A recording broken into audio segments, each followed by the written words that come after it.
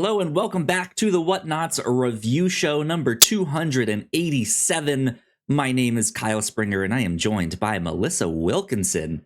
Melissa, Hello. how's your weekend been? I'm good. It's become one of our review show Sunday morning recording time slot traditions that one of us mentions a movie we saw this weekend. Oh, the other one what'd does you go the see? Spider-Man point and is like, yes, I also saw that. And we have a mind meld. I went to see Drive Away Dolls. Even if you haven't seen it yet, I presume that is on your radar. I have tickets to go see it on Wednesday. Yeah. Cool. Yeah, we just had a busy end of the weekend, so we were like, we can't get it like opening day or opening weekend, but we'll go this next week for sure. Nice. I'll tell you, it's weirder than you'd expect. Okay. I mean, it is a Coen brother film. One of them, right? Weird on a different wavelength than that, I think. Okay. Interesting. There's also one scene in it that really reminded me of Napoleon Dynamite. And I think you'll know what it is when you see it. Okay. I'm excited now. Good stuff. It's been a good weekend for me over here on my side as well. There's a new season of Drive to Survive out on Netflix because F1 is starting back up. The first race is next weekend. So that's super exciting. I don't know how it missed my radar, but also season 2 of Moon Girl and Devil Dinosaur is mostly all out on Disney Plus. It's been out for like a month as of this recording. And considering their first season just won like a whole bunch of awards, I'm kind of confused as to why there's no like marketing like, hey, this amazing show is back for season 2, you can watch it. They did, I think they did this on season 1 too, but they debuted it on the Disney Channel, like the first 2 episodes on the Disney Channel, but then like the first chunk or like the entirety of the season was out on Disney Plus if you had that. And then week by week, they put episodes out on the actual TV channel. So they did something kind of like that with season 2 here. The first 14 episodes are out to watch on Disney Plus, and there will be 10 more at a later date here. So good weekend for TV watching for me. Nice. Good and busy. Indeed. If you guys did not know, every week here, every episode, I still have week in my head because that used to be a weekly show. Every episode here on the review show, we have a different story to talk about. It could be a movie, an anime, manga, a comic book, all kinds of stuff. We read it, we watch it, we come back here and talk about it. This week on the podcast, The Human Target, 12-issue miniseries published by DC Comics, written by Tom King, art by Greg Smallwood. This is one I finally got to read this book last year. I waited till all of the issues were out and I binged it. But as soon as they announced this book and they showed us the cover of issue 1, I was like, oh, I'm sold. I am in. This looks awesome. It looks great. And whether it's been here on the review show or one of our other podcasts, I know I've mentioned it multiple times to Melissa, just being like, I think you would like it. I think this book might be something you would be into. So yeah, when we were picking stuff for this year for the podcast, we were like, how about we finally do that book? So let me ask you this. Did I, in the times that I mentioned it, did I pique your interest at all? Yes. You said that it looked like 1950s advertising illustrations, which is all I needed. Yes. Yeah. The artwork has this like classical feel to it, but not necessarily classical superhero stuff. It really does have that like 1950s advertising Mad Men style artwork to it. and then you add on top of that a bunch of like just amazing colors, and it doesn't have the like kind of washed out muted watercolor that you might see in 1950s advertising. It is like bright purples and greens and blues and pinks and all sorts of stuff, and it's just like, oh, this looks so cool. So yeah, tell me this then. What did you think the book was based on how I described it? We'll get into a synopsis after this. You told me it was the human target, that he was a guy that disguised himself as other people. Other people hired him to do this. If they're like, I think somebody's going to make an attempt on my life, I'm going to hire you to be me, and you have the skills to survive my murder, and then maybe we can catch whoever was trying to murder me. But somehow I completely missed that this was a story set in the DC universe. You probably told me that the instigating event is that he is hired to be Lex Luthor. And I'd Googled this series to look at the artwork. There are covers where all of these different weapons are pointed at the human target. There's a batarang in there. There's like a big Green Lantern hammer. All the classic DC iconography completely missed me. Ice powers, fire powers, all sorts of stuff. Yeah. But the recognizably DC stuff absolutely skipped my brain. I was just looking at a nice 1950s guy. He's got like the Reed Richards hair. I love that look. Gray temples. Yeah. Yeah. My ideal man is the man that's on the novelty t-shirts where the guy's like, beer, cause of and solution to all of life's problems. Right, he's doing the point. Maybe he has like a pipe in his mouth. He looks like the dad from Leave It to Beaver. I love that guy. I had a bumper sticker on my door when I was a young teenager. The door to my room was just covered in like stickers and bumper stickers and caution tape and all that stuff a young teen boy might like. But I had a bumper sticker that had that guy. He's sitting there with this little sweater vest and his comb over hair and his pipe, and he goes, "Marijuana, proud sponsors of we forget." He absolutely has that look. The artwork is spectacular in this book. But yeah, I realized that in all the times that I mentioned this book and that you might like it, I never fully explained what it was exactly. That it is solidly set in the DC universe, right? The Justice League is here. In fact, it's like it's weird because it's set in modern day times, but it's also it's the Justice League International, which is one of the teams from the post-crisis era, which is also why I was like, oh, this book is right up my alley. I love this. I don't think I fully explained it to you, so I'm glad that it piqued your interest, all of that good stuff. But you are right. This book starts out with the main character, Christopher Chance, being hired to be Lex Luthor. Lex is about to give some speech at a conference. It sounds like he's introducing some new product to the market, he hires him to pose as Lex Luthor and start to give this speech, and they weighed out in an assassination attempt. But there's a twist. Christopher Chance is still killed.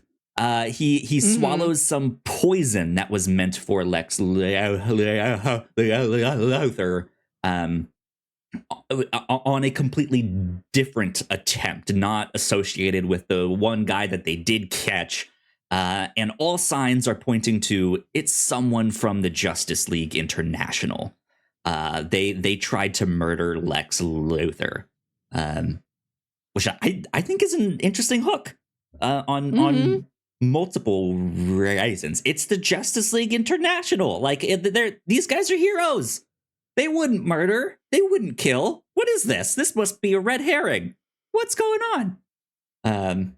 So yeah, it's an interesting book for sure. Highly recommend checking it out. Now that you have read it, though, Melissa, what did you think of The Human Target? I had a great time. This is a really well told noir story. I Mm-hmm. don't think it's necessarily as noir in its styling, but that is its story structure. And it's got this wonderful procession where every issue is we talk to another member of the Justice League. This is the Booster Gold issue. This is the Blue Beetle issue. So it gets you a nice tour. I like that Batman is not in it. And instead, Yes. there's a whole issue where he's worried. He's scared Batman's going to show up at any time. Which is great.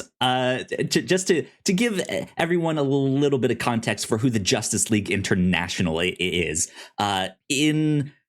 So after Crisis on Infinite Earths, which was a story from the mid 80s, they did not initially have a Justice League right away. So they eventually made one, and they made two teams. They made Justice League America, which really only focused on stuff happening in America, and then Justice League International, which eventually became Justice League Europe, and then switched their name back to Justice League International as they kind of focused on multiple countries and space.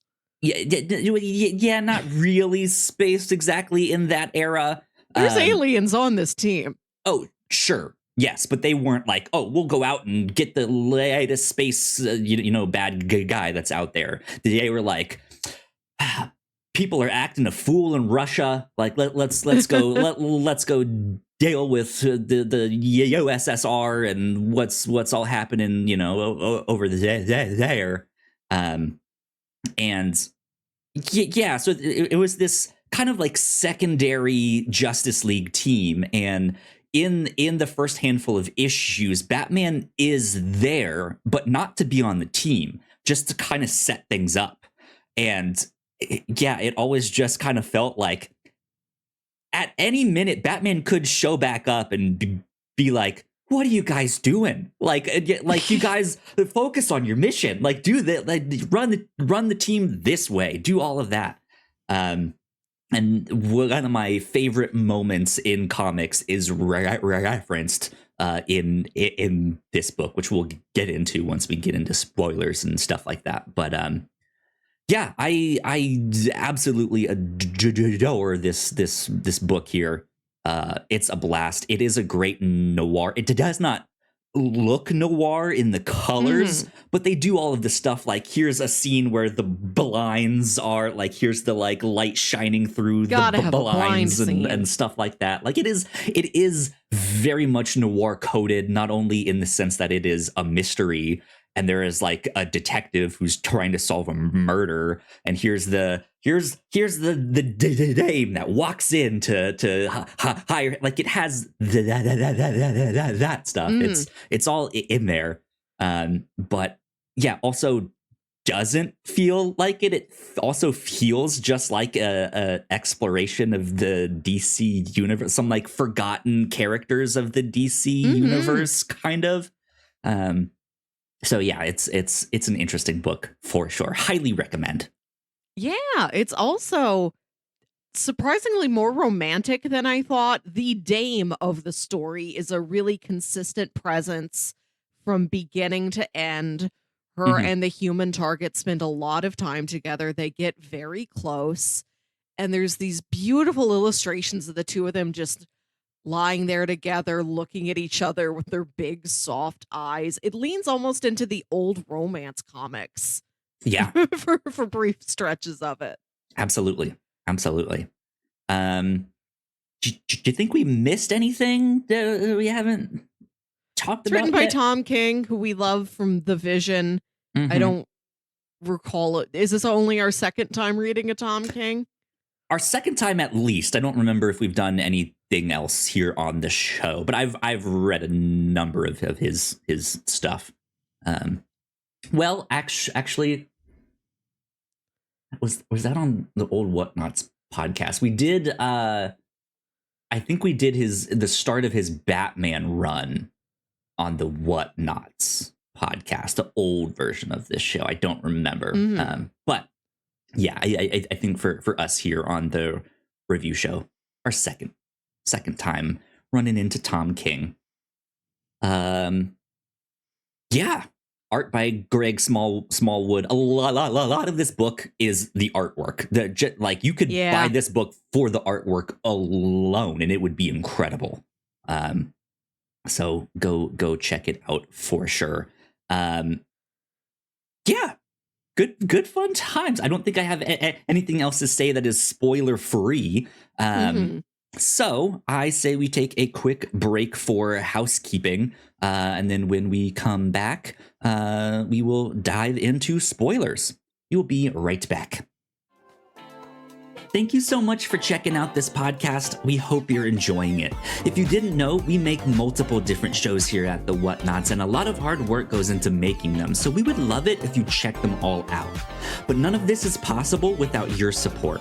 Head over to patreon.com/thewhatnauts, and you can get access to over 40 hours of exclusive content, including our Patreon first podcast, The Pilots Club, when you sign up at our $3 tier. Of course, there is a free version of the Pilots Club available, but episodes are exclusive to our Patreon for 2 years before they hit the free feeds. If you're interested in buying merch, we have shirts, hoodies, mugs, and more for sale over at thewhatnauts.com/store. Another great way to help us out is by subscribing and leaving a nice rating and review on your podcasting app of choice. You can also subscribe to our YouTube channel for video versions of the show, trailer reactions, and live streams. And lastly, you can always find out more information about the shows we make on our website, thewhatnauts.com.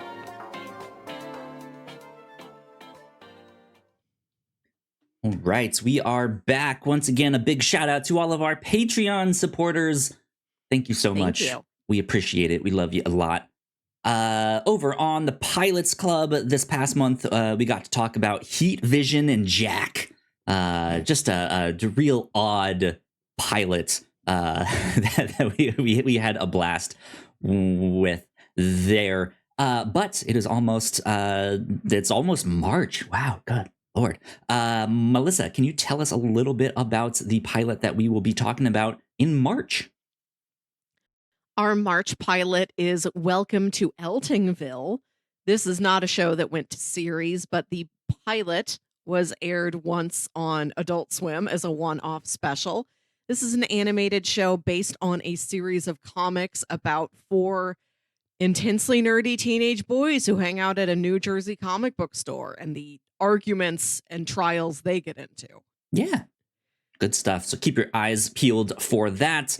The Pilots Club also now has a free feed. So if you want to hear some of our older episodes from 2 years ago, we just started that this month. So the first episode is up. The second one will be coming the first Friday in March. So be on the lookout for that. Right here on the Captain's Log this past week, we got into a very serious debate here. What is or is not a gusher? You know, those food arguments that is a taco, a sandwich, is a ravioli, a Pop-Tart, is a who knows what. No. What is or isn't a gusher? I will say this, a Pop-Tart is not a gusher because it's not wet enough. Pop-Tart too dry. Not enough gushing happening there. Exactly. A toaster strudel, now that's a gusher. There you go. Yeah, that was over on the Captain's Log. We got to talk about some movies we had recently seen, some plans that we had. I got to talk about Madam Web, all that good stuff over on the Captain's Log. Here on the review show, last episode, we got to talk about the first 2 seasons of Moonlighting, a show from the mid-'80s that is often pointed to as a quintessential example of the will they, won't they trope that we often see so much on television. It's just starring a young Bruce Willis in that too. So interesting stuff. Good stuff. Go check it out. We had a blast with that one. Moonlighting, truly lovely. A really wonderful time capsule. Absolutely. And then over on the Reactor Core, we finally have our spoiler cast up for True Detective Night Country. That is up and ready for you guys to listen to and check out. Hopefully you guys both enjoyed True Detective Night Country as well as that spoiler cast. So yeah, that is about it for housekeeping, though. So I say we get into spoilers for The Human Target. Okay. Melissa, were you confused about Nort? Were you like, who the fuck is Nort? Nord is a Green Lantern, and I know what a Green Lantern is. Yeah. You see somebody with that logo in that color scheme, you understand what their role is in this universe, at least. And he is very much a barf. Half man, half dog. Is John Candy from Spaceballs. Absolutely. Like, no, he's just a drunk barf. I get it. I was not confused by Gnort. I was only confused as to whether or not I was supposed to pronounce the G in his name or if the G was silent. Right. Read very clearly. This book made me realize that I don't think I know enough about Martian Manhunter. The Martian Manhunter chapter, I had to go back through, and then I still wasn't sure I totally got it. Because I'm like, I know that Martian Manhunter is a shapeshifter. Does he have mind powers? Because it looks like he's reading the human target's mind.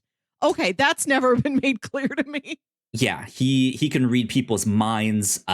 He's often, you know how like superhero teams will always be on comms with one another. Yes. He's often seen as like the psychic force connecting the team together, so they don't actually need a communicator device. They're all just linked psychically. That makes sense. He's also, his weakness is fire. Oddly enough, he's scared of fire, which is an interesting choice. Then that he has a romantic encounter with the character Fire in this. That is a nice touch. But yeah, he's often very stoic. He's brooding, kind of like Batman, but not in the way that like Batman is like, I need to be a one-man army against crime. He's just like, man, I hope I'm leading the team correctly. I hope I'm not invading their thoughts when they don't want me to. Like, he's actually genuinely concerned about the people. He also really likes Oreos. He loves them. Yeah, that's his favorite food. Are they Oreos or are they a DC non-branded Oreo type cookie? They are Oreos, as far as I can tell. Yeah, happy to have that branding. Nice agreement. Yeah. I mean, there might be like one of the cartoons out there or something where they don't really have that sponsorship, right? Or not that it is a sponsorship that he likes those, but they might just be like, oh, my favorite cookie, and they don't name it, but it's like, oh, that's an Oreo, right? It's a special brand of cookies that come from the Green Lantern planet. They're called Oreos. Oreos, yeah. Or they just use the high Hydroxes. That's a bad timeline. You don't want to be on the Hydrox timeline.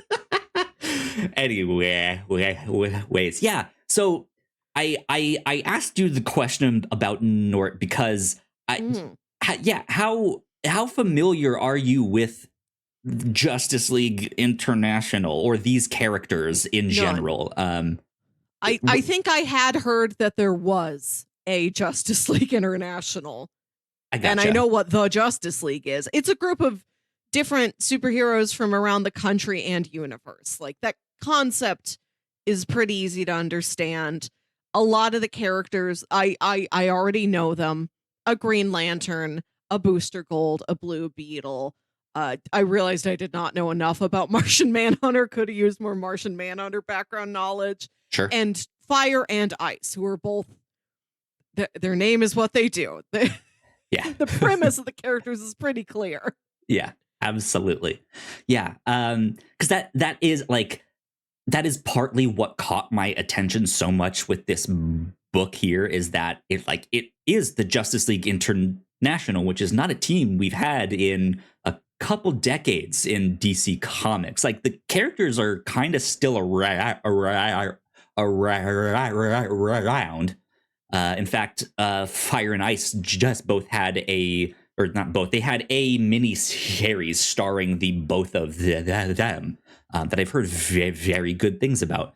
Nice. But they are, generally speaking, kind of minor characters in the grand scheme of the DC universe. You don't really hear about them. You don't really see them showing up all that much. Even like Booster Gold is kind of like, he's around, he's still doing things, but he's often a much more minor character.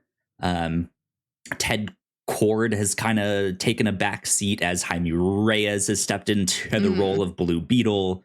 Martian Manhunter is still around. He's still kind of a major character, but he's also been a character that has struggled to support his own like ongoing series. So maybe they do a mini series of him every now and then, but he is also often just like, he's in the Justice League book, and that's kind of it, right?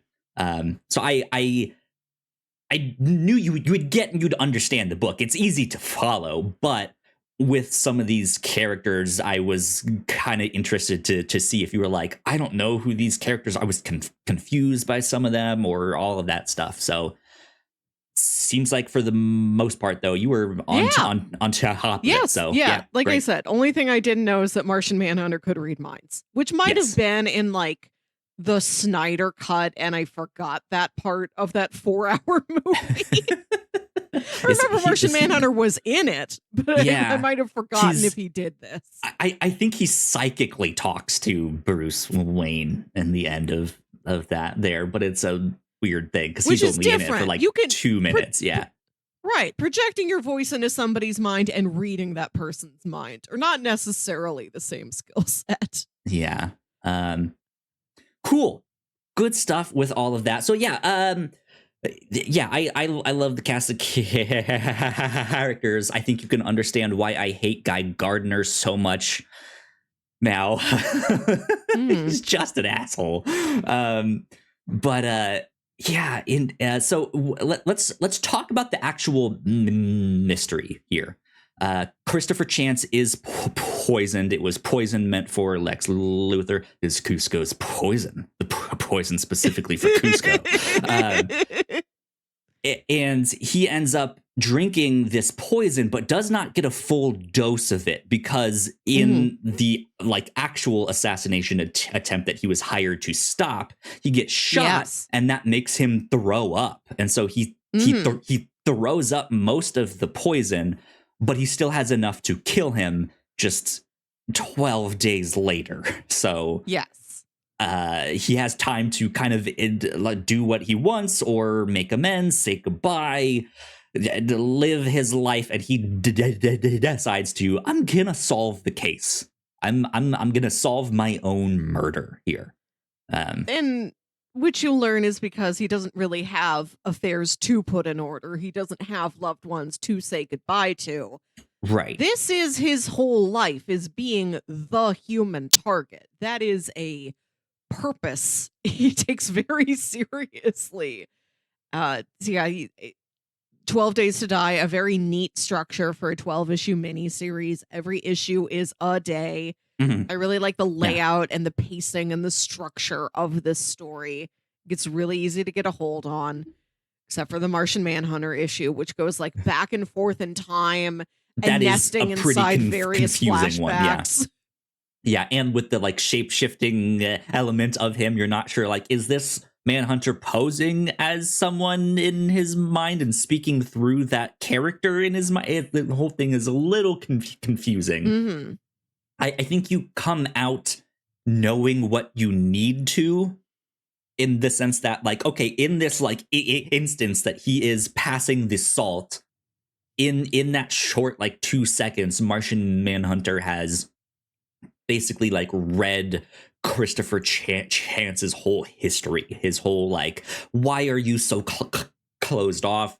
What is your relationship with your father? Why do you hate him so much? Why have you dived into work the way that, and it's all kind of related here, right? He saw his dad get killed and his dad was like begging for his life, and as a kid he didn't understand that and was just like, my dad was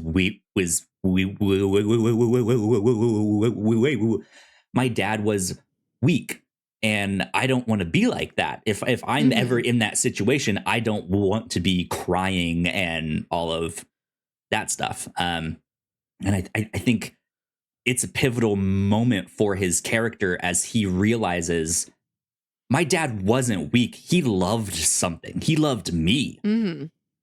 He wasn't scared to die. He was like scared of leaving me alone, which is then what I force myself to become. And here I am in a situation where I've now fallen in love with ice and I don't want to die now. And he's just like, fuck, like, this is not what I wanted. I like that journey. We're in a world that deals with Batman, the number one, I have trauma because my parents died, but that's not part of it. It's not like Bruce saw Dr. Thomas Wayne begging for his life. This is a new take on the my parents are dead and how that fuels my life journeys. Like, I saw my dad sniveling. I love my dad, but I'm never going to let myself snivel when I die. I'm going to die over and over and over again as the human target and like beat any sense of fear of death out of myself. This is a no sniveling zone from here on out. He's got one of those no fear t-shirts under every disguise. Exactly. Man, that brings back memories. I'll tell you, I was hoping for a little bit more of the disguise side of things. I want to learn, like, how do you learn how to be Lex Luthor? Like, does the person who hires you have to provide? Now, here is a bald cap that looks like mine. Here are contacts and my eye color. What are you, Christopher Chance, responsible for? Did you go to makeup school? Did you go to acting school? Like, how do you successfully convince other people that you are that person? Yeah. And he has a few lines to explain it in there, but it's stuff he says rather than like, here's the practice. Like, here's how I mastered makeup. Here's how I mastered fake noses, right? Here's how I mastered accents. Here's how I became the master of disguise. A movie maybe I should just go watch instead to learn how somebody becomes a master of disguise.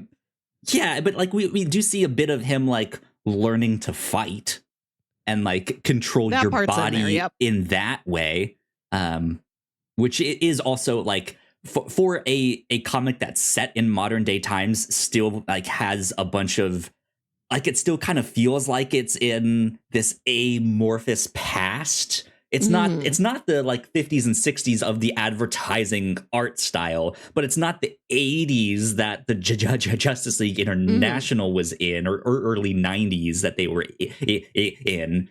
But it all kind of like this idea of like, I can master myself and therefore other people if I do martial arts. Right. And I'm Zen. Then I've mastered everything, which is kind of the vibe you almost get by the only thing you see him practicing in the past is martial arts. Right. So, yeah, there's just like this. It's the like timelessness that I love from Batman, the animated series, where it's like, you can't really tell when it's taking place per se. Like, obviously they don't really have cell phones in there, some technology we have, but it's not the 30s or 40s like some of the buildings or cars might suggest, but it's not the 90s, right? It's it's story at a time. Yeah, exactly. And I feel like this book also had a similar feeling. with that, because you know it's set in modern day times, but also like the cars they drive in here are a little more classic style. It just has that feeling, you know. So good stuff with that.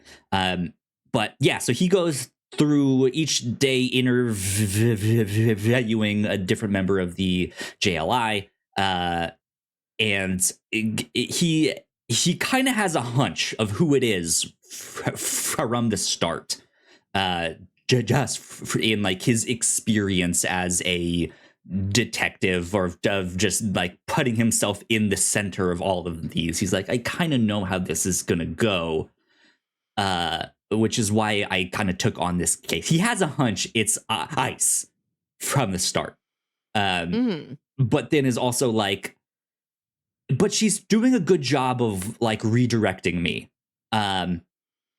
So maybe not her. Like she is bringing up some interesting things of these other characters who might have had access or the means or motive or stuff like that. And so for a bit he is like, okay, maybe it's not her. But then by the end of the book, it is revealed that it kind of was her. Like this is all a big mistake, but she did have intent to kill Lex Luthor. She did put all of this in motion, kind of. And that was something that I really liked about her character. So to back up a bit, I tend to like a lot of the stuff that Tom King writes, especially in trade. When you can binge that whole story, it is fantastic. I know a lot of people think that it doesn't necessarily work as well issue to issue, or it's so complicated at times, the story that he writes, that like waiting a whole month in between issues is kind of like, well, I forgot what's happening and stuff like that. And there's certain stories that I would agree to with that for sure. But one critique I've heard of Tom King's writing, which I can sort of agree with here and there. I don't know if I have the knowledge of some of the characters to necessarily agree wholeheartedly on some of these stories, but the idea that Tom King writes really, really good stories, but sometimes the characters he's using in these stories doesn't need to be those characters. And he's maybe sometimes taking those characters out of character to make the story, which I can understand. And I think in terms of Ice's case here, specifically for this book, like I would say, yes, Ice is out of character, but also that's what this book is about. The whole hang of like, Ice got kind of the short end of the stick, where her name is just kind of lame. It's Ice. They're like, what a boring name. And she mentions that. She's like, I actually kind of don't like my name. And then Christopher is like, it's actually kind of spot on. It's short. It's sweet. It's Ice. Like when I think of Ice, I think of you. Like nothing else. Like you've actually made it work, which is good. But also, you're the nice one. You're the innocent one. That's what this book is playing on. Like no one would ever suspect you of murder. You're so sweet. Yeah. And yet she's the one that was like, I'm actually kind of manipulative. Like I'm using that to get what I want. And I like her journey. First, it seems like a more traditional noir. This has been a femme fatale posing as an innocent girl the whole time. And you learn that she is very aware of what her reputation is as sweet, helpful Ice. Just your pal Ice, a cute, innocent girl. And she's not that. But she became so aware of that she's like, I don't want that to be everything I am anymore. I don't want people to underestimate me. The impetus for this story is that Lex Luthor hired some other villain to like take over her and kill her. And you don't need to know this in great detail. only that she fought back and she ended up dying and then being brought back to life. Which, even though that happened, she still had, she wanted vengeance on Lex Luthor. And she looks back on it and she's like, that was the one time I ever stepped out of line. The one time I ever did something that was what somebody else would do instead of being cute, soft, sweet ice. And I was killed for it. I don't want that to happen. I want to do what other people do. I want to harden up. Yeah. Yeah, it's an interesting place to be, and that's why I like this story, because I think it adds a much more realistic layer to the character. Who I in the Justice League International stuff that I've read, I like her as a character. But yeah, the most interesting stuff that I liked about her was her struggles with her relationship with Guy Gardner, who is just an absolute douchebag of a character. And the whole time I'm sitting there like, Ice, he is not for you. Yes. Like, this is a bad relationship. And that comes out in those stories where Fire is kind of pointing those things out. Like, hey, he's not a good guy, or in the sense, he's not good for you. He's a hero in quotes, right? But he's an asshole. He treats women terribly. And so that's like the most interesting thing about her story is this, like, I know he's an asshole, but I kind of still like him, and I don't know why. And it's that struggle, and that you don't get much more to her character beyond that. And so I like this layer of, yeah, there is this, like, I want to toughen up. I don't want people to only see me as this just kind of wimpy, nice, sweet girl. Like, I want to be stronger. I want to be taken seriously. The only thing I don't like about where this story leaves the character is that I don't feel like she should be a member of the Justice League after this. If she's willing to murder and then cover up that murder and do like continue to do stuff like that. Like, if you want to be taken serious, that's one thing. But does that mean covering up murder and stuff like that? Right? Like, I don't know. And so it leaves me in a weird place of just like, I like the layer you added, but I don't know if we're done with this yet. Like, let's continue working through this. So I didn't have any specific familiarity with the Justice League International besides the name.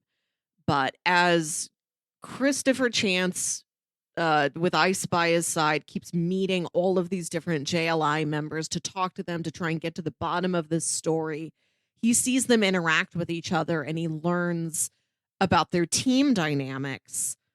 And I forget which one of them is expressing this. It might have been Rocket Red. Is that the Russian guy's name? Yes. Another character I hadn't seen before, but who reads pretty clearly. You do kind of get that guy's hero persona. Talking about how this was a team full of a lot of rejects from other teams, or a lot of like B players who came together and saw each other really screw up and really make a lot of mistakes, and they had to learn to forgive each other. Absolutely. And that gives them almost a stronger family bond than like the main Justice League team. And in the Blue Beetle issue, when they go and meet with Ted Cord, and he's like, oh my God, I'm sorry. I just got called to save this burning building. Do you guys just want to fly in the Beetle jet with me? We can talk on the way. It won't take long. And then they do that. And it's like, oh no, I've gotten a call to another thing. So all day long, just hopping around the country. He just ends up tagging along on a day when Blue Beetle and Ice have all these superhero things to deal with. And they keep teaming up to take care of them together. Yeah. And he watches how easily they work with each other. And it's not a romance jealousy thing. It's more of a, oh, I see who you are as a superhero. I see what made this team work, how they are so closely bonded, and how they would lie for each other. Sure. Yeah.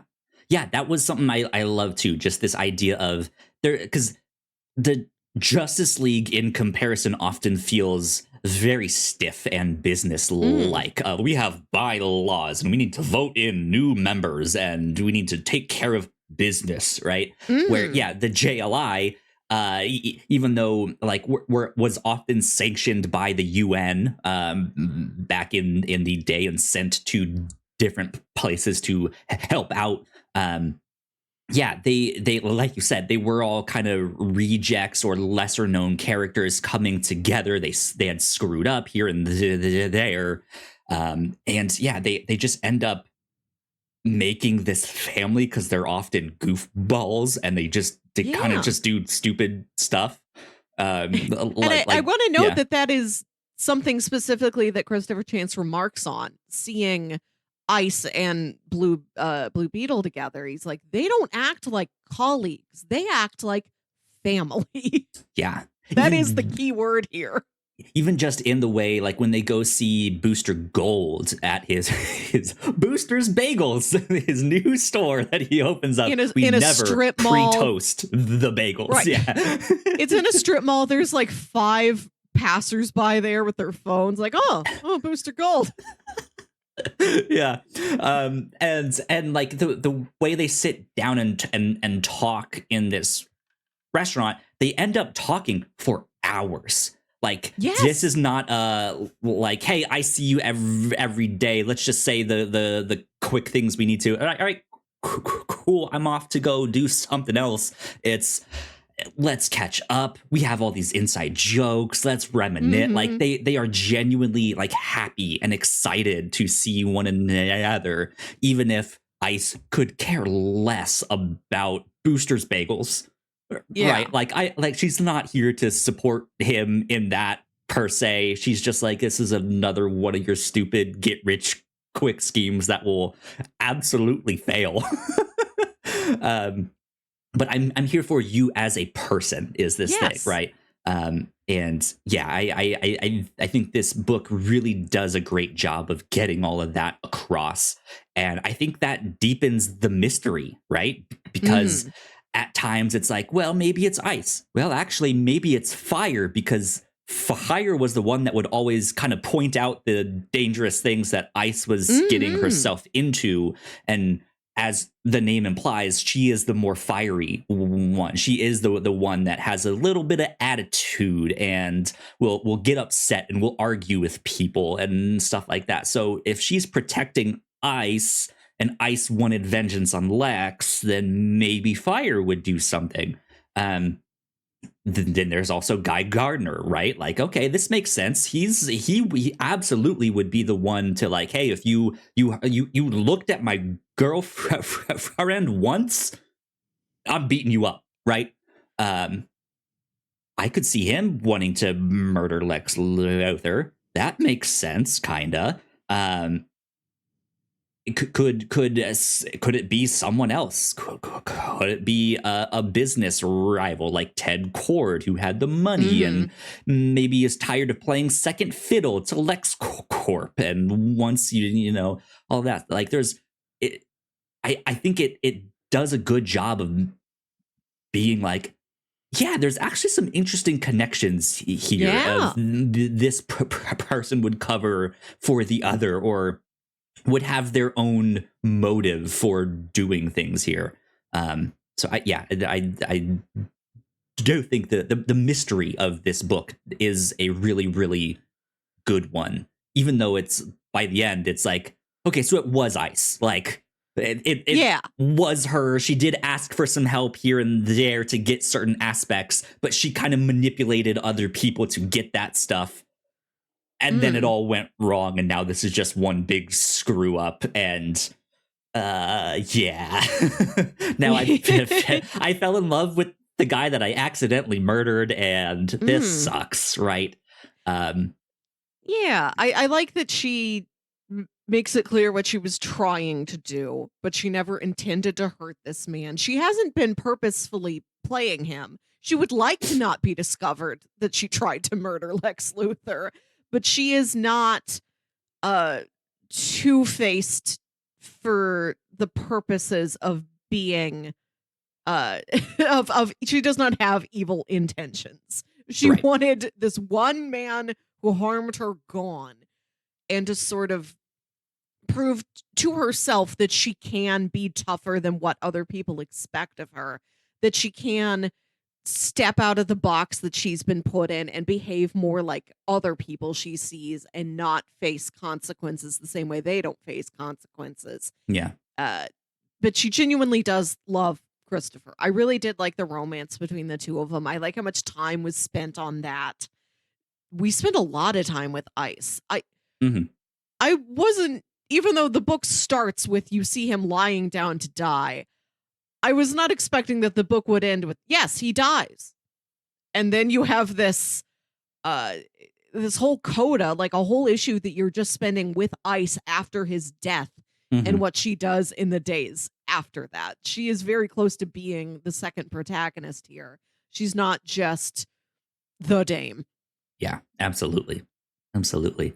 Um, yeah. So another thing that I liked about Ice's character, or like the remarks on Ice's character slash like hints in the mystery, they do leave little clues throughout the book, and it is all pointed out and remarked upon, which is something that I think detective fiction can often skip sometimes, of like, and here's how it happened. And you're just like, wait, what?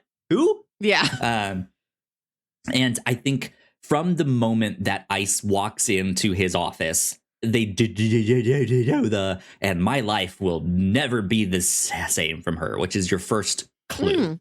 But then, as they go about and he gets to see her interacting with the JLI, there's a scene where she is threatening Guy Gardner and kind of crushing him in his bubble, and the ice is like enclosing, and like the narration is the human target being like, yeah, the Green Lantern ring certainly is one of the most powerful weapons in the universe. The sheer strength that it would take to crack like a Green Lantern shield is just incredible. And you can see like his shield is like shrinking and cracking, and it's her, and she has this look on her face just like, I fucking mean business. Like, do not mess with me. And it's just like, oh, okay. She yeah. And then shortly after that, when I think they go to Blue Beetle next, he's remarking on every time they went to go do something, I saw her holding back. Like, she played her role of like, you're the man, you lead, like, I'll just stay back here in my role, not to step out of these but he could see like she's holding back. Like, she's much stronger than this. And so, yeah, like those things are pointed out and remarked upon like earlier on in these series. That I think helps to be like, okay, yes, it does make sense. You have laid the right crumbs here. You've yeah, it's not just like you pulled the rug out from underneath me at the end here, and like all along it was ice. And I'm like, it's like, well, wait, what? Why? How? Who?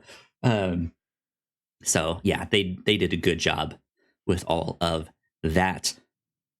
Let me ask you this.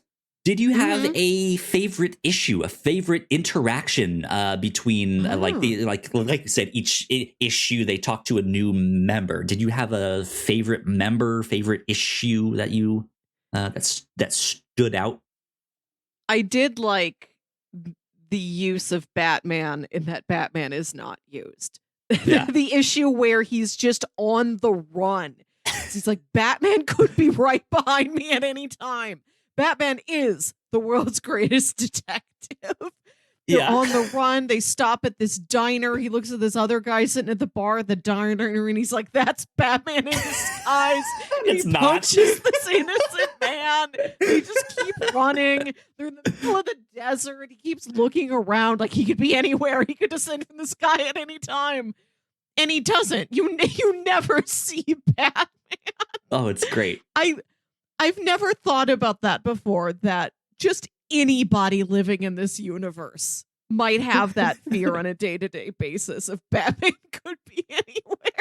Yeah, absolutely. Because yeah, that's the thing. Like, it was a murder attempt on Lex Luthor, and the main suspects are members of the JLI. Like, you don't think that would come across Batman's desk at some point, and he would solve it in 24 hours, right? Like, God. So yeah, he's spot on with the like.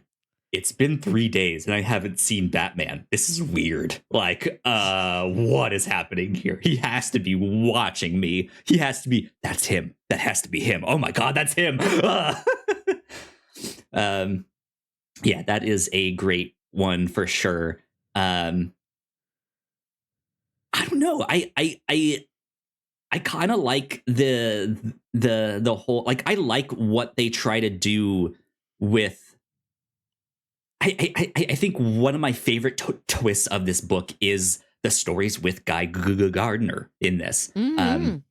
He shows up with the typical machismo that he has and is like, "Hey, you've been talking to my girl," and she's like, "We're not even dating right now. Like, what do you want?" And gets after Christopher Chance, and then eventually they seemingly murder Guy Gardner here. Yeah, and it's kind of wild. Freeze him.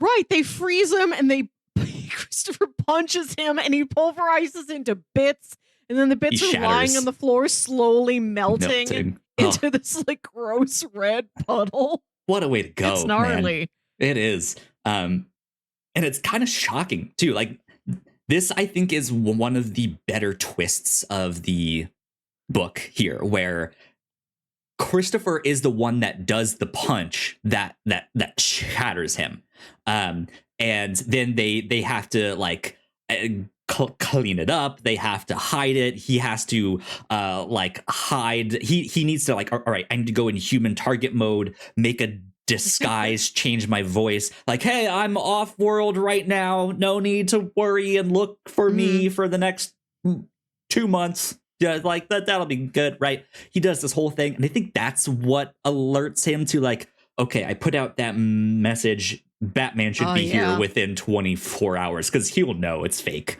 Like, sure, he'll know it's absolutely not Guy. And so yeah, then they're like, that's why we'll go on the run. We'll run from Batman, which is never a good idea. But then at the end, it is revealed that they did not kill Guy Gardner. This is another manipulation of ICE, who off panel went to Guy to be like, "Hey, we need to fake your death here. If we get you out of the picture, I can handle him. He'll be gone in a week. You'll never have to talk to him again. So let's just fake your death. You can lie low for a week, and then maybe you can buy me dinner, right?" And he's just like, "Sold." That's my girl. And so, yeah, I like that twist that it is a fake out there. But then I love the stupidity that once Christopher kind of realizes, I think she and him faked their death on me, and then like he goes to look for him, and he's at a bar like 20 minutes from the hotel, and he's just like, "You only ran 20 minutes? Like, right?" What kind of idiot? Only like, if you're supposed to lay low for a week, you should leave the area. Like, right? Don't just vacation. Go to the suburbs. Go to Mexico. Go to Europe. Go to China. I don't care. Go to space. You went to Target down the road. Like, what are you doing? I don't remember at which point in the story this is, but Christopher is talking. He has an understanding of what the Green Lantern ring and its powers do. Mm-hmm. He says this is designed to protect the wearer, the Green Lantern, from harm. If a truck is coming at him, the ring will create a force field and it'll save him. And he's like, the ring will protect you from things it knows to protect you from, But if you're some big macho guy who thinks having a food allergy is a weakness, Great and you stuff. don't Yeah. tell the Green Lantern ring you're allergic to peanuts, it won't do anything for you. So he gets into a fist fight with Guy Gardner, and Guy punches him, and He Christopher just has a handful of peanut butter. just mushes peanut butter in his mouth. And he's like, you'll go into anaphylactic shock in 2 minutes. Tell me what I need to know before then. Right. Yeah. That's like, that is such a great encapsulation of the mindset of Guy Gardner. If you're unfamiliar with his story, and how he became a Green Lantern, the ring that Hal Jordan has was supposed to be Guy Gardner's. When I think was it Abin Sur, is that his name? When he died and that ring went to go look for its new host, it was going to Guy Gardner, but Guy Gardner was in a coma at the time. So it's like, well, if he's kind of unconscious and out of commission, we need to go to someone else. And then it went to Hal Jordan. And so later on, Guy figures that out. He's just pissed. He's like, I was supposed to be Green Lantern. I'm the best one there is. I was the first choice, all that stuff. But yeah, he's so macho. I need to be masculine at all times, and all of this stuff. And so he just wants no weakness. I'm not going to tell the ring that I have a peanut allergy because that's weak. And then he's just like, peanuts. Here you go. He's just like, oh no, oh God. Oh man. But I mentioned earlier on in the podcast that one of my favorite moments in comics is referenced in this book. And it is the moment that they shatter Guy Gardner. This he's like, and all it took was one punch, and you see this like up close, like fist, like right in his nose as he shatters. That is a reference to something that happens in the first volume of Justice League International.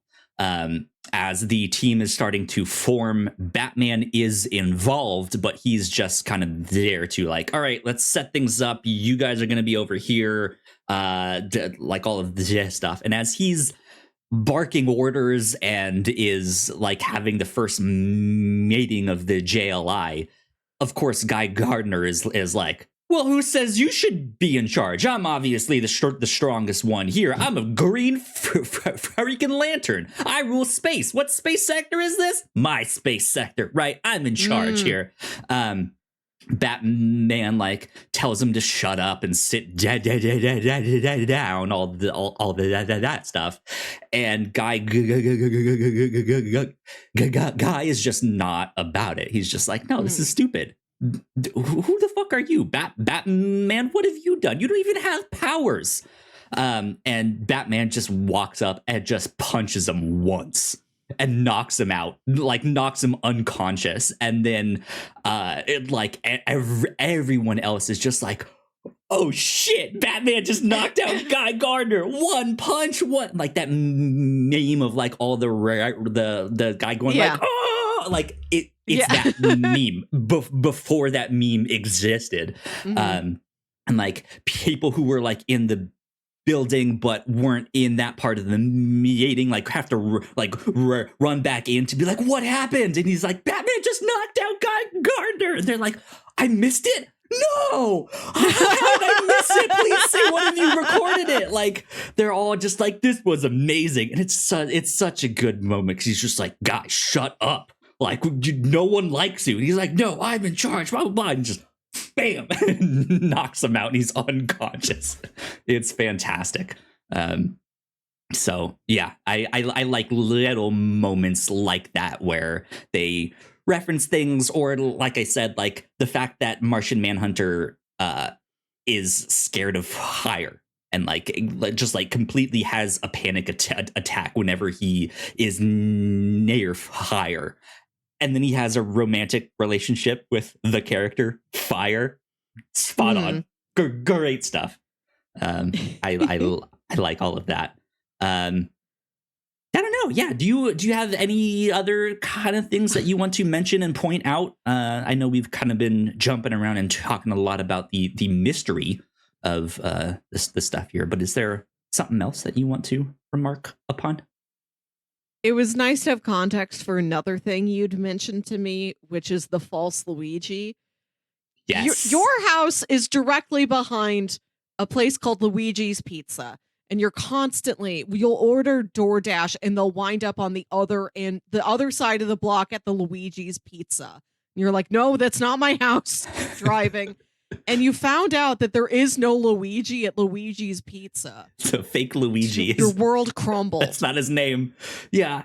And then later you're like, this exact same thing happened in a comic book I'm reading where there's a guy named Luigi, but he's not really Luigi. Yeah.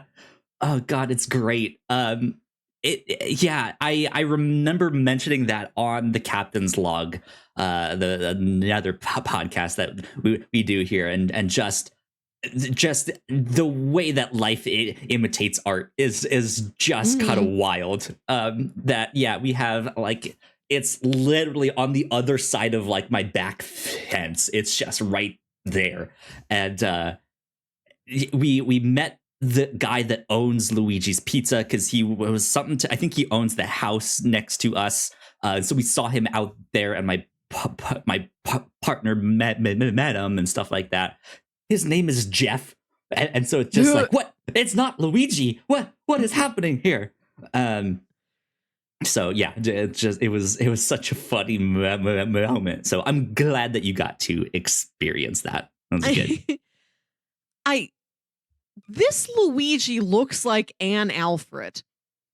He's kind of does, balding. Yeah. He's got a little mustache, and I know there is some version of Alfred Pennyworth that is drawn the same way. I can't remember in what book or cartoon, but there's Anne Alfred that looks just like that.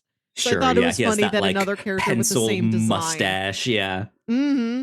Another character with that same design is the helper to the human target in a similar fashion. Absolutely. Like you kind of mentioned earlier, the book does start with Christopher laying down and dying and writing his last little note to Ice to say, I love you too. And then he lays down and he dies. Did when you finished the book, when you were on the other side of that, did you have any kind of thought of like, did he get out of this somehow? Like, that's, like I said, that's what I was expecting. Just about every time a story starts with a death or a character at their lowest point, like the previously mentioned The Emperor's New Groove, when he's a sad llama in the rain, and he's like, I bet you're wondering how I became a sad llama in the rain. He's not a sad llama in the rain by the end of the movie. He's back to being Kuzco after he was poisoned. Yeah. But almost every time you see that opening to a story, the character gets out of it by the end. And we've already seen examples where this is a guy who dies and comes back to life professionally. Ice died and came back to life. They faked Guy Gardner's death. Like, the road is laid for this has happened before, it could happen again. Yeah. So I was a little surprised that we got to the very end of it. It's like, oh no, he's truly dead. I don't know. I have a theory. Mm-hmm. I think he's the new Luigi. Ah. Because where did old Luigi go? So he mentions traveling. He mentions it. So from the conversation, the book kind of ends with Ice showing back up to Luigi's Pizza. They talk a bit, and Luigi mentions that Christopher left him a lot of money. And he's thinking about shutting down the shop and traveling. And I don't know, with his disguise skills, right? Like I wonder if he actually did, like, hey, here's a bunch of money from my will, like legally you can get this And like, you can go off and live the life you wanted. I'll stay here. I'll take over Luigi's Pizza for now. But there's also just kind of this like knowing look between Luigi and Ice as they kind of reminisce over Christopher. That's true. And I'm wondering if that is more of a knowing look of like her seeing through the disguise, him being like, I recognize that you recognize me. What if we travel? Like, we can just go on the run. We can do our own thing, right? I guess not that they need to go on the run now per se, but yeah, like it works both ways, right? It works as her stopping by Luigi's one last time to kind of commemorate the short time that she knew Christopher. But I just had this like thought in the back of my mind of like, what if? Huh. That's a good theory. Like, I compared Luigi to Alfred, but we really do not see much of Luigi. He's just a guy who's in on who the human target is and lets him rent space above his pizza shop. Yeah. He's not. It's not like he helps him make wig caps or anything like that. He's not really part of the operation. So when she does stop in Luigi's Pizza at the end of the story, that is the most time we have spent with Luigi, is in that scene. Him and Ice haven't really spoken. They don't really have a bond. That does make a lot of sense that would be Christopher in yet another disguise.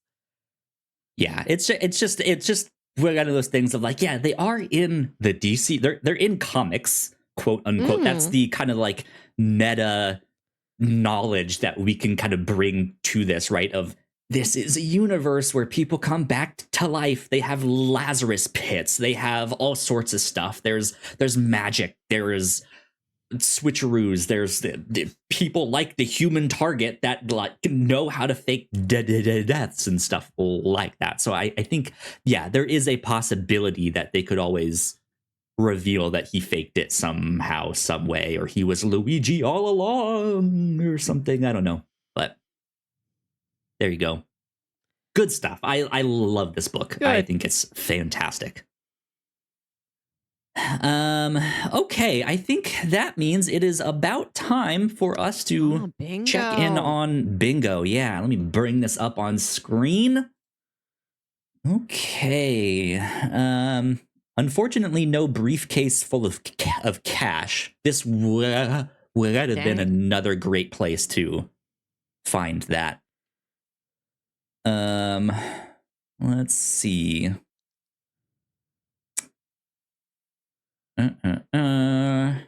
Didn't break into dance. No rubber monster suit.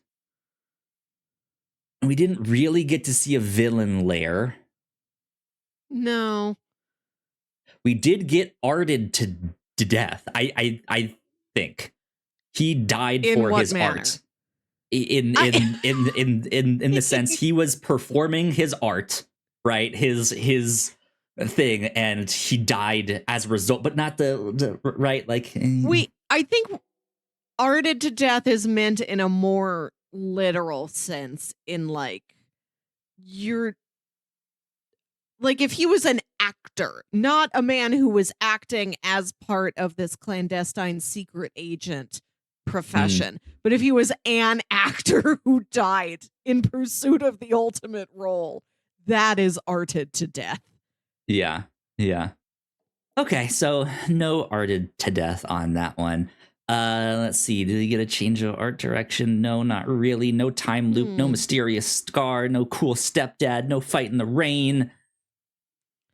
I don't know. I don't think I have anything. If we, so I do have one planet. We did go to Oa at one point. We did. In this book. So my quota, I am 1/3 of the way through. I need to find a way to like mark that. I guess I can just type in 1 of 3. We did go to Oa. No nosy neighbor, no big puddle splash. Character overprotective of their car, no. Secret trapdoor, no. Contaminated evidence, no. No.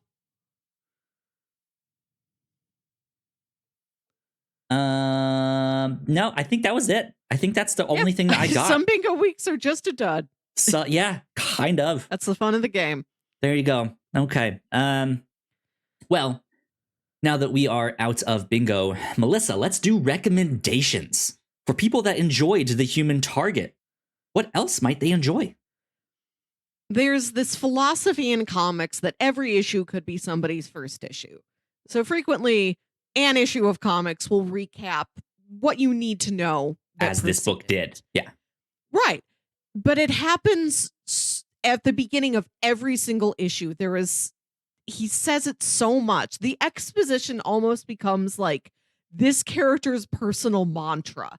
Mm-hmm. It's not this sort of omnipotent voice telling you what happened. It is Christopher Chance's personal internal monologue, narrating everything like the noir story it is, being like, I took a poison mint for Lex Luthor. It's slowly killing me. I have 12 days to live. I'm on day 8. I've talked to these Justice League International members. Now I got to talk to this one to find out who did the poisoning. He does it over and over again. Like I said, like it's becoming part of his mantra and how he talks to himself, not necessarily how he's talking to us. And that reminded me of the movie The Killer, which came out just a couple months ago on Netflix. This is a new movie from David Fincher starring Michael Fassbender as an assassin who lives this sort of quiet life. He's the guy who will like stake out in a semi-abandoned building for a week or two, watching the target, waiting for exactly the right time, and then he will shoot that guy through the window. That's this man's whole lifestyle. He's very diligent and precise and practiced about his work. He has all of these philosophies like don't get involved, don't make mistakes. He has these things that he keeps saying to himself over and over and over and over again. He has his mantras. And so it reminded me of how that character speaks to himself. And the movie The Killer is about the one time one of these assassinations goes wrong and how now he has to go on the run. And I think the part of the deal is that if he doesn't do the job right, now they can kill him. So it's about him on the run and trying to figure out who made the job. Can I talk them out of it? Fun action thriller. Enjoy The Killer. Cool. Good stuff. And good stuff. I want to tell people to Google the logo of a local St. Louis pool company. Okay. The art style in this book one of the reasons why I wanted to read it is that it reminded me of this logo I see on trucks around the city. There's some local company called the Pool Specialists Inc. I don't have a pool. I don't know anything about this company. I'm scared to Google them. My heart could not take it if I read any negative reviews about the Pool Specialists Inc. because I love their logo. It's a mid-century looking line drawing of just a man with sleek hair wearing a snorkel. And then that same image of that man again. These are not symmetrical on either side of the text logo, the Pool Specialists Inc. These are not mirrored. These are not flipped. There's no symmetry. There's not even the neat number of there's 3 of the guy or 4 or 5 of the guy. It's guy again. The visual design, this logo baffles me. I'm so puzzled by why this is their logo. Why there's just 2 of this guy. You're looking at it, right? I'm pulling it up right now. Yeah, let me see. As a graphic designer, you would look at here. this logo and you'd be like, you got to change it. You got to take away the second guy, or you got to like make him smaller, make a gradient, do like there's multiple of the guy, like he's the little like changing, or they have the like full face goggles, right? So it's like this big circular thing on their face. Make their faces the 2 O's in pool. Like you could do something like that, or why isn't that the case? Yeah. I don't know. Not that even that is the greatest idea, but it's still, it's like the It same thing makes just sense. stamped twice. Yeah, don't it know. looks like a mistake. I love it. I am so confused by it. It's so funny to me that this is the logo. I love this thing. So every time I see one of these trucks, I treat it like a good luck charm. If I see the Pool Specialists Inc. vehicle out there on the road, I'm like, today's going to be a good day. This is my good luck charm. These two mysterious pool men. So just take a look at this. I hope this brings somebody else joy the way it brings me joy. Interesting. Again, don't know a single thing about the company. Don't have a pool. I'm not closely associated with anyone who does own a pool. Yeah. Can't tell you about their services. I just love these two weirdos. Anyways, cool. Other things to recommend. If you like the art in this book, go check out the work of Greg Smallwood. His art is fantastic. A couple years back, he did a series with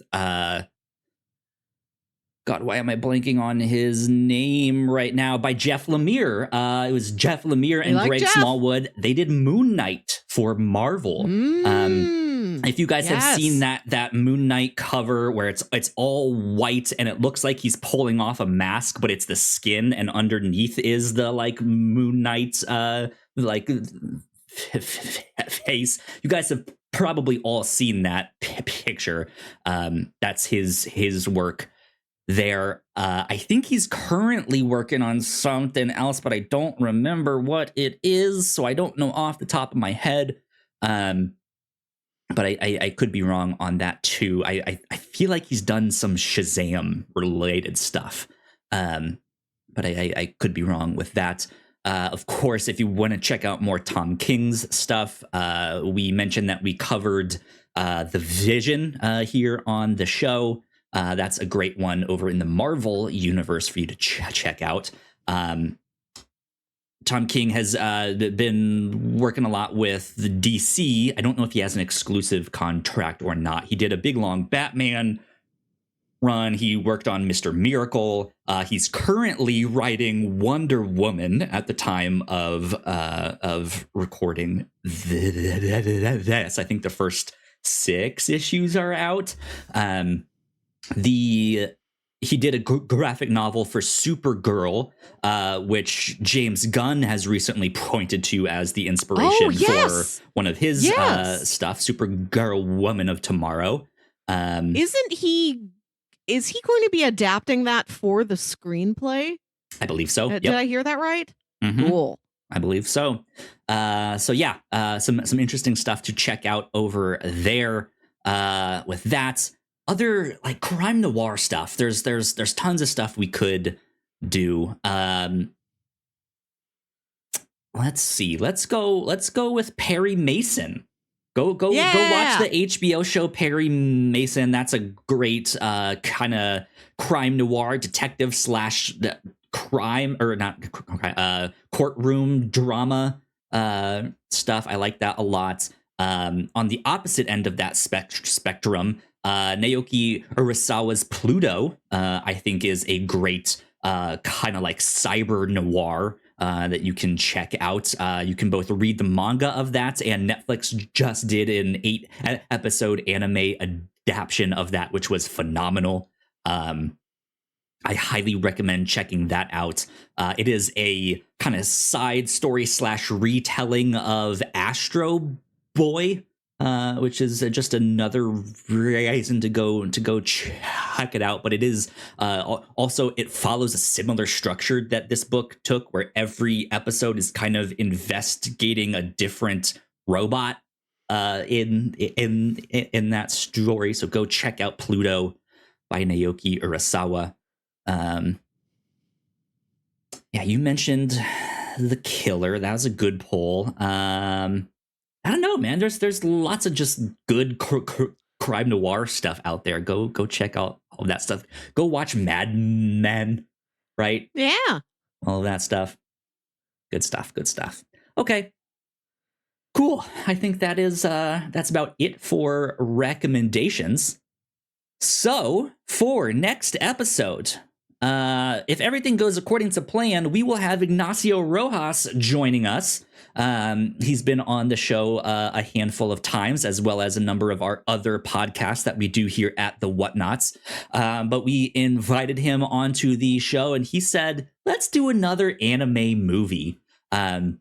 So we are going to be watching Weathering with You, which is, let me pull this up on Wikipedia here. I want to stop you and say that he pitched this, and I'm like, I know this is either about a cloud that becomes a person or a person that becomes a cloud. It's one of those two. It's one of those two, and I have no further details. I have no idea what this movie really is. Yeah. It won a number of awards. It was the Japanese entry for Best International Feature Film at the 92nd Academy Awards. All that good stuff. It is written and directed by Makoto Shinkai, which we also, with Ignacio, have have discussed here on the review show. Another one of Makoto Shinkai's movies entitled Your Name, which was also super fantastic. Go check that one out. I think it'll be interesting for us to talk about this movie because it's another look at this director. Like we haven't gone back to this director since. I don't know what else he's made besides those two, but those are certainly the two that he is most well known for, I think. But yeah, we've not done a good old fashioned anime movie in a while, so we are looking forward to this one. I've heard nothing but great things about Weathering with You, so look forward to that next time we reconvene. But yeah, that will be in about 2 weeks. So this wraps up this episode of the podcast here. Melissa, where can the people find you on the interwebs? I'm not a person who's big on posting, but if you look up my handle, Wilkywit, WILKYWIT, on a platform and you find me there, I have it to respond to any messages anybody might want to send me. But I'm not there to say stuff that isn't directly to a single other person. Good stuff. I'm becoming entirely conversation based in this era of my life. You guys can find me at Yo Kyle Springer. We are at the Whatnauts official on Threads. If you guys would like to stay up to date with us, that's where you can find us. If you're watching this on YouTube, go check out more of our other videos right over there. Maybe I'll put our discussion on The Vision right over that way for you guys to check out. But yeah, this has been number 287 of the Whatnauts review show. We will see you all next time. Bye. Bye.